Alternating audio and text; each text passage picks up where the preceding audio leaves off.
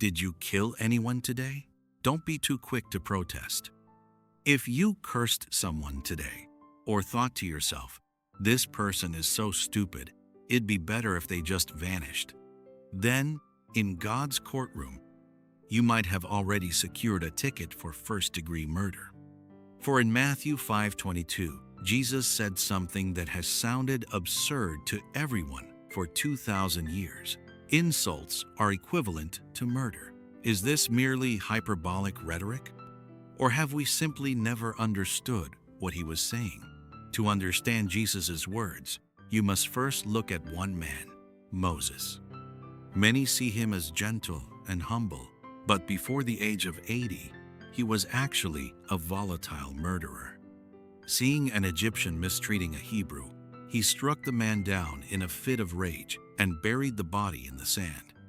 He thought it was justice. In reality, it was destruction. 40 years later, Moses saw a burning bush in the wilderness. Here is an obscure detail. In the Sinai Peninsula, spontaneous combustion of brambles is not rare. High temperatures and static electricity can trigger wildfires. But what amazed Moses was this: the fire was burning, yet the leaves remained green. The bush was not consumed. At that moment, God was telling this old murderer, Moses, I want to use your passion, but I want to take away your desire to destroy. Human anger burns everything down. God's fire only illuminates, it does not destroy. With this logic in mind, look again at Jesus' words in the Sermon on the Mount. He issued a 3-tier citation. Level 1, anger, judgment by the local court. Level 2, calling someone raka. Raka is Aramaic slang meaning empty-headed or worthless fellow. In ancient Jewish society, reputation was one's identity. Publicly calling someone raka was equivalent to erasing that person from society. Thus, Jesus said, this matter would warrant judgment by the Sanhedrin, the Supreme Court. Level 3, calling someone more, fool. In the Hebrew context, this implied that the person was rejected by God. You aren't just insulting them, you are passing sentence on their soul on behalf of God. Therefore, Jesus said such behavior would not escape the fires of Gehenna. What was Gehenna?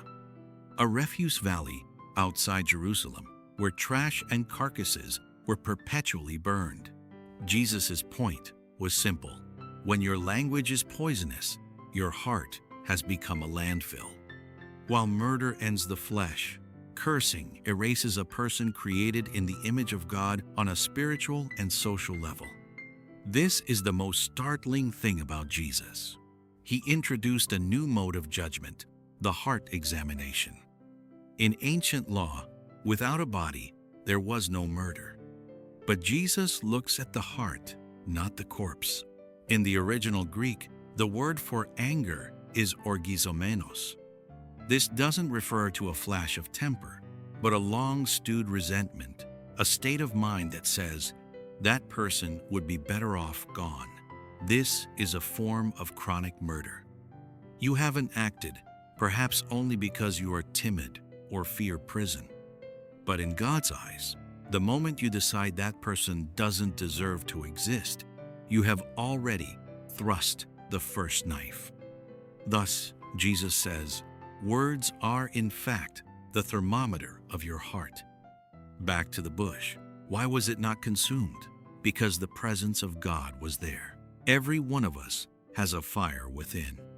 If this fire stems from pride, anger, or ego, it will consume your spouse, your children, your colleagues, and eventually yourself. But if this fire comes from God, it becomes light. Jesus wasn't instituting stricter laws. He was saving your life. Next time a venomous word rushes to the tip of your tongue, please pause for a second. Remember, you are not facing a nuisance, but a soul bearing the image of God. Do not leave the bloodstains of another on your tongue.